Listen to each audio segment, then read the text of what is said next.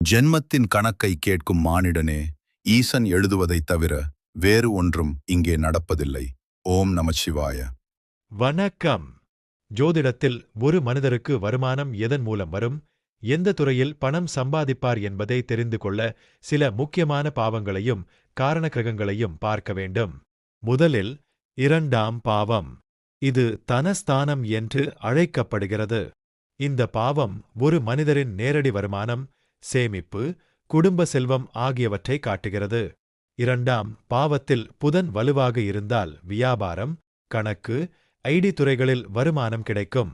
சுக்கிரன் இருந்தால் கலை, சினிமா, அழகு தொடர்பான துறைகளில் பணம் வரும். குரு இருந்தால் கல்வி, வங்கி, ஆலோசனை போன்ற துறைகள் நல்ல வருமானத்தை தரும். சனி இருந்தால் கடின உழைப்பு, தொழிற்சாலை, அரசு வேலை போன்றவற்றில் வருமானம் கிடைக்கும். அடுத்து 10ஆம் பாவம். இது தொழில் மற்றும் கர்மஸ்தானம். ஒருவரின் முக்கிய தொழில் மற்றும் சமூக நிலையை இது காட்டுகிறது. 10ஆம் பாவத்தில் சூரியன் இருந்தால் அரசு மற்றும் அதிகார துறைகள். செவ்வாய் இருந்தால் பொறியியல், போலீஸ், இராணுவம். புதன் இருந்தால் வணிகம், மீடியா, தகவல் தொழில்நுட்பம்.